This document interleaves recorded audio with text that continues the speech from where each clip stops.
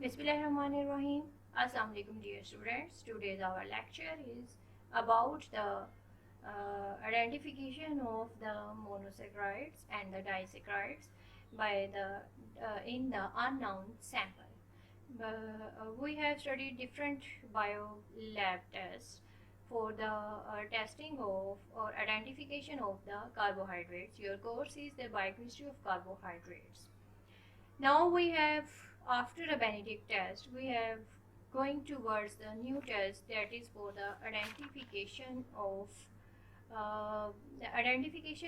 the presence of monosaccharides and also for the presence of the monosaccharides and disaccharides in your unknown sample by the Barford test.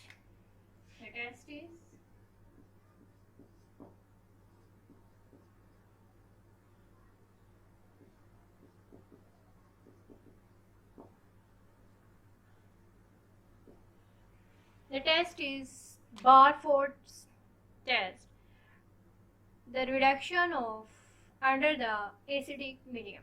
Its principle. In mild acidic medium, reducing sugars undergo tautomerization to form the anidiols, which reduce cupricines to cuprosines. It is similar with the very much similar with the Benedict's test.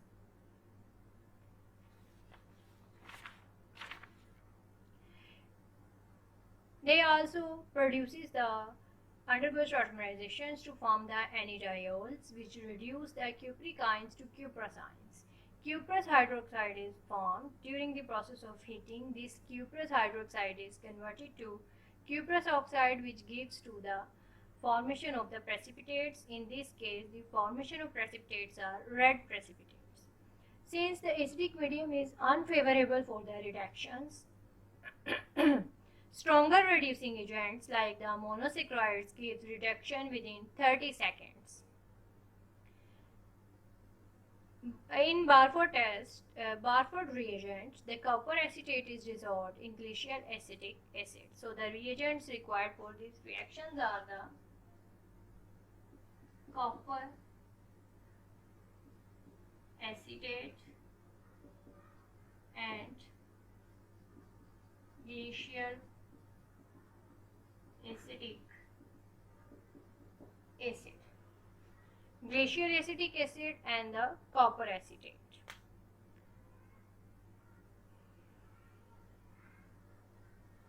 Take 2 ml of the Barford reagent in a test tube and add 1 ml of the given solution.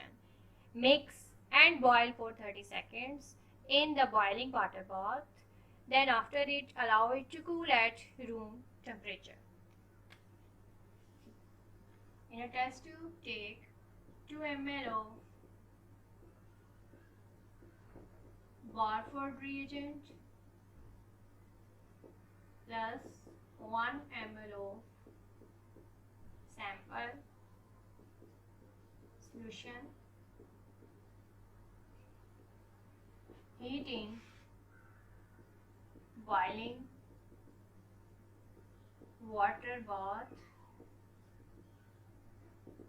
for 30 seconds, then cool it to room temperature. The floating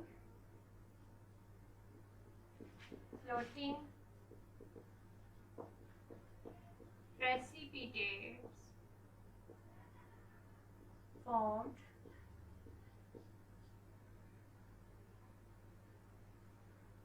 of red color. The floating precipitates of red color are formed, which is the identification of the presence of the monosaccharides in the given sample. It is a specific reduction test for the reducing monosaccharides. Time for heating is one of the important factors in this reaction. If the boiling period exceeds the 30 seconds, the disaccharides will be hydrolyzed to monosaccharides and red colored precipitates of cuprous oxide will be formed. It may be due to the presence of the disaccharides. These red precipitates are of disaccharidal units which are converted into monosaccharides if your heating the boiling period exceeds the 30 seconds. Helps to differentiate it. This test helps to differentiate between the reducing monosaccharides from the reducing disaccharides. So this test is very important for the identification of both the reducing monosaccharides and the reducing disaccharides. Copper acetate provides cupric ions in this case, and the glacial acetic acids provide the acetic media for the sample.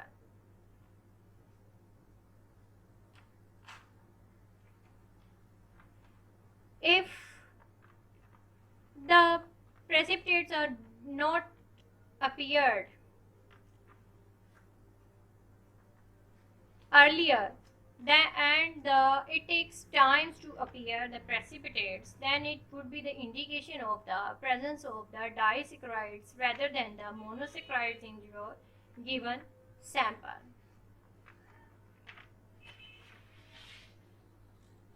The next test this test is specific for the reducing monosaccharides and the reducing disaccharides. Reducing monosaccharides and for the reducing disaccharides, differentiation and identification.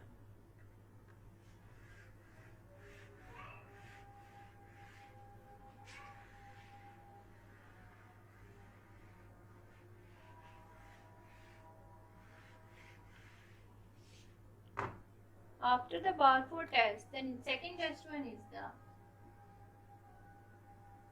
Selivanov test.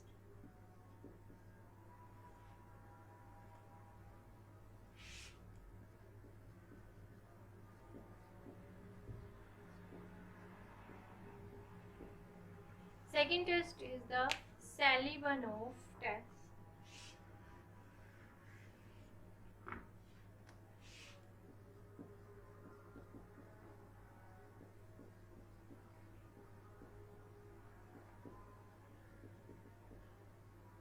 Selivanov test.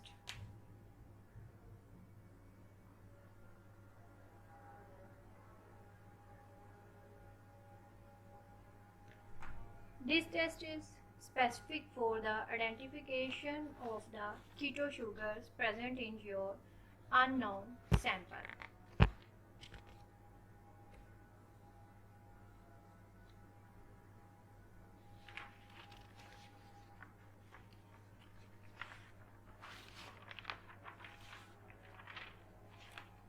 This test is specific for the identification of keto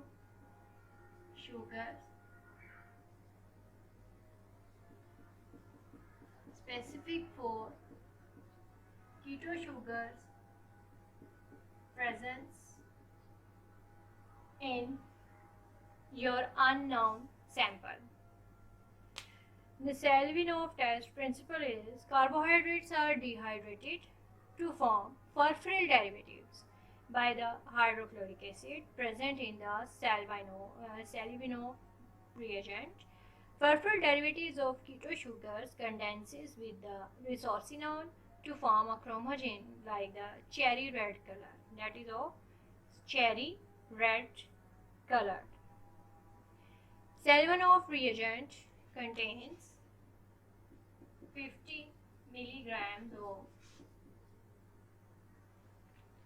resorcinol. It consists of 50 milligrams of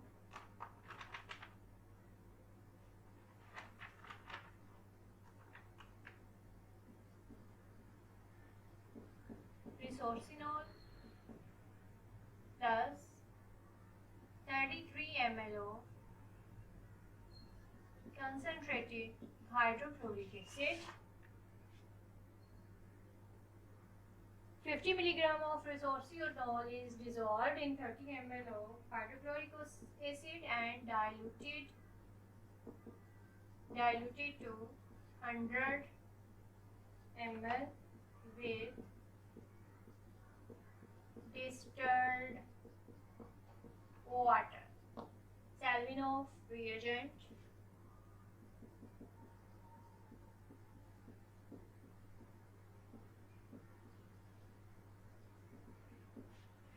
This is used for the identification of keto sugars present in the unknown sample. These carbohydrates are converted into furfural derivatives by the concentrated hydrochloric acid present in the Salvinov reagents. Only furfural derivatives of keto sugars is condensed with the resorcinol to form the cherry red colored complex of chromogen. This test is also positive for the sucrose because the acidity gives positive because the acidity of the reagent is sufficient enough to hydrolyze the sucrose to convert them into glucose and fructose. Take 3 ml of in the experiment procedure.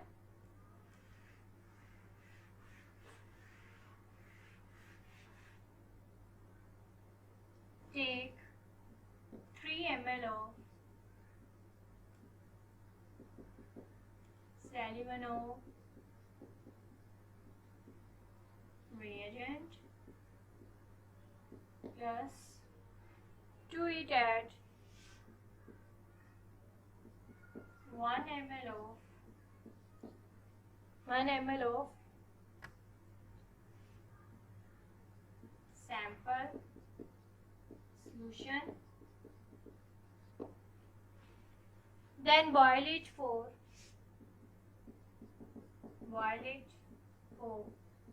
30 seconds in a boiling water bath, then cool to room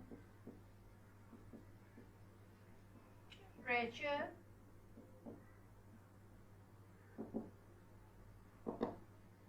The cherry red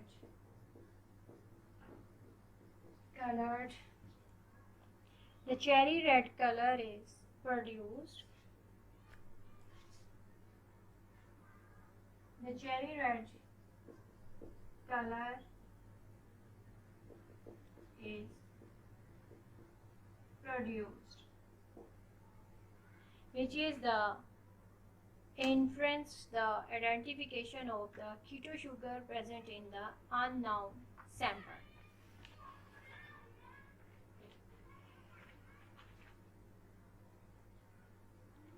Prolonged boiling may also convert the aldohexoses into ketohexoses. So hence the boiling should be restricted to 30 seconds only for the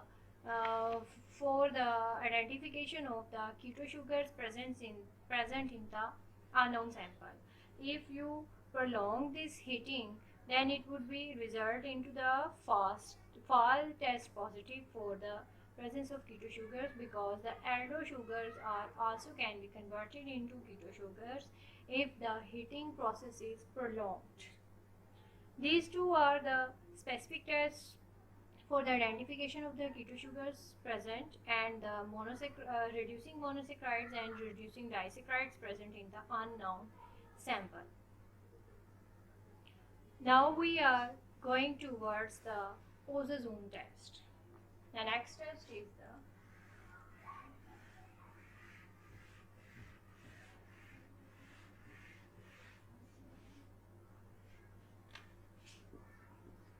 Ozazone test.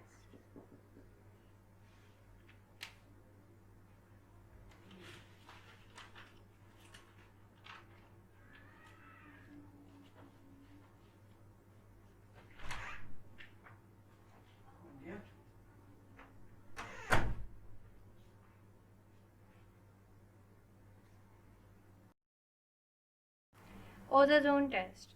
Ozazones are the phenyl hydrazenes at 100 degrees centigrade and a pH of 5 reacts with the carbonyl groups of the reducing sugars to form a soluble phenyl hydrazone, which on further reactions forms insoluble ozazones. This test is used for the identification of the reducing sugars that is present in the samples. It also used for the differentiation of the glucose and lactose that is extracted from the different samples. What is the ozazone mixture? The phenyl hydrazine in this test, the phenyl hydrazine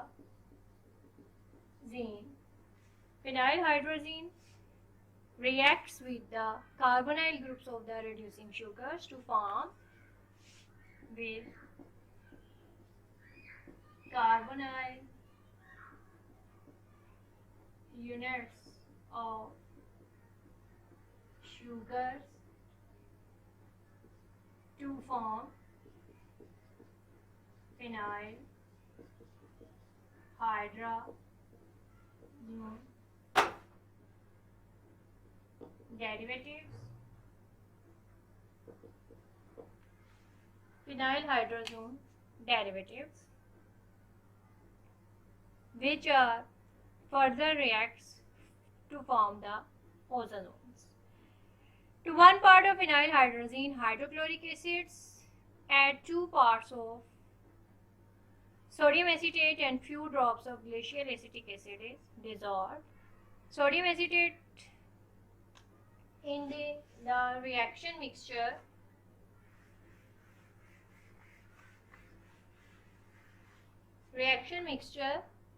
the phenyl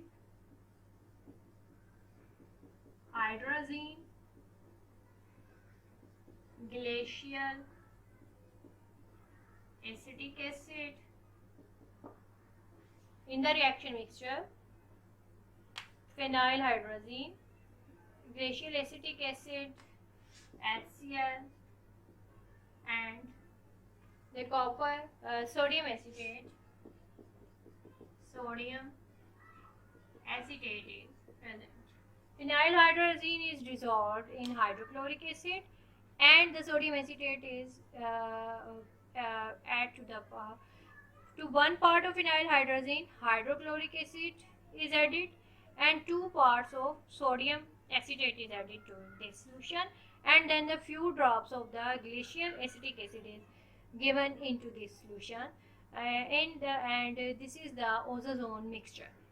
Sodium acetate in this reaction act as a buffer to maintain the pH. It is used as the buffer for maintenance of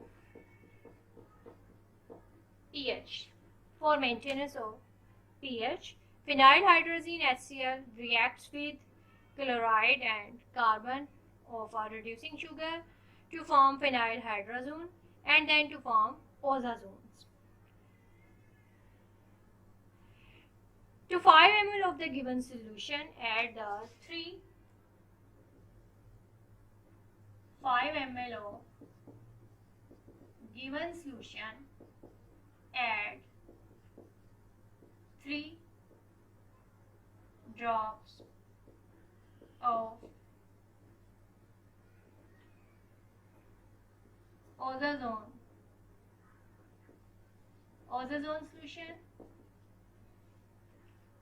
add the 3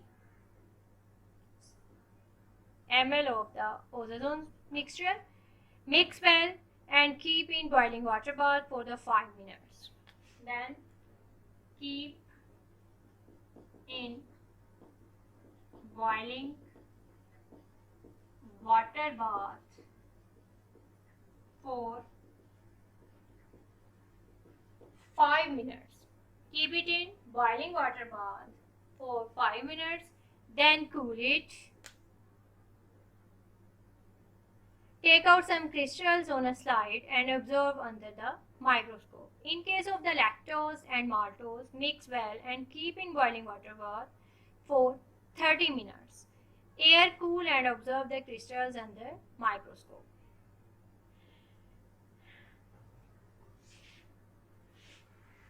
What are the interpretations now which you are get by the microscopic interpretations? Glucose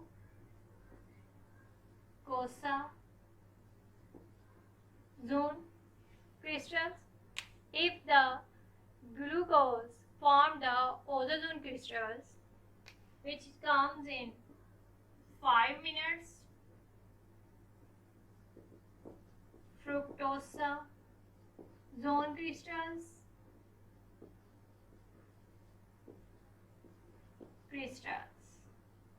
come in 5 minutes. They also come in 5 minutes. Their shape is needle-like, hair-streak, sheaves of cone appearance. Needle-like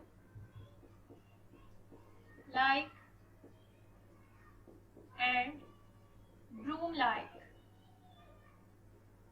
crystals appear in the microscope. Needle-like, broomstick-shaped hair stakes of the cone appearance of both the glucose and fructose ozone crystals are coming in 5 minutes, and they are of needle shaped or the broom like shape in the microscope.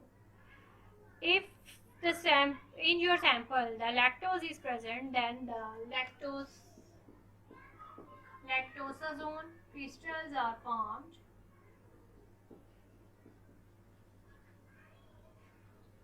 After 30 minutes, they are formed after 30 minutes boiling in the boiling water bath. They are powder puff shaped, cotton ball shaped, like the cotton ball shape, powder puff shape. It is of powder puff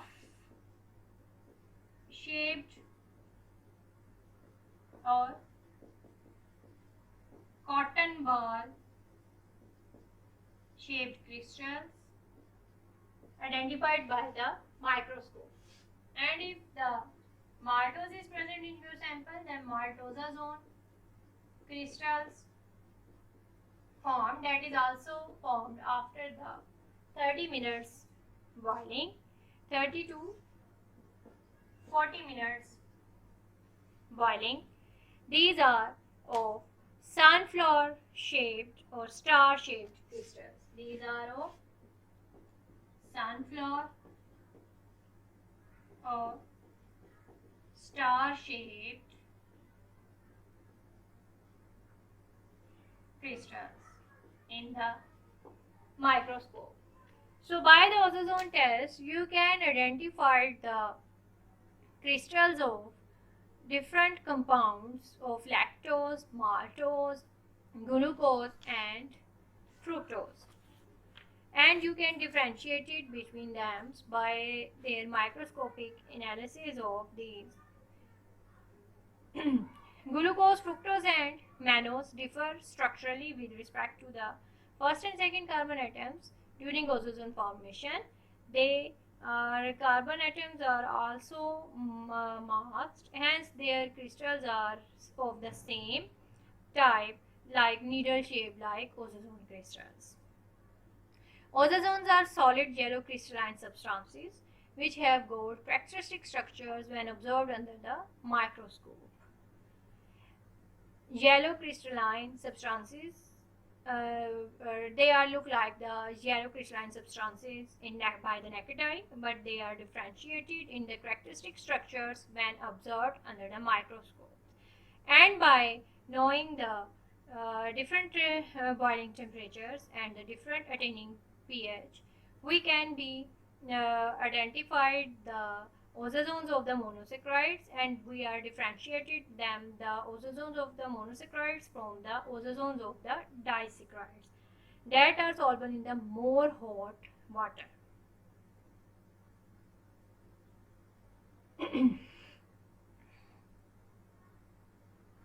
These all are about the ozone test, that is specific for the crystal formations of the disaccharides and the monosaccharides. Ozone crystals are produced, and by this ozone crystals identification we can differentiate the presence of the fructose, glucose, mannose, and also the lactose or maltose in our given unknown sample. These all tests are about the identification of the carbohydrates in the given unknown sample. By different tests, you can identify the different carbohydrates by different specific tests. If you have unknown sample, you can use these tests one by one and you can identify them by a chart. Either these are the monosaccharides, either these are the disaccharides, or either these are the polysaccharides. That's all about the different identification tests of the unknown samples of carbohydrates. If you have any questions, you can approach me on my WhatsApp group or on my email address, or you can putting the comment in the comment section of the YouTube channel. Thank you so very much. Allah Hafiz.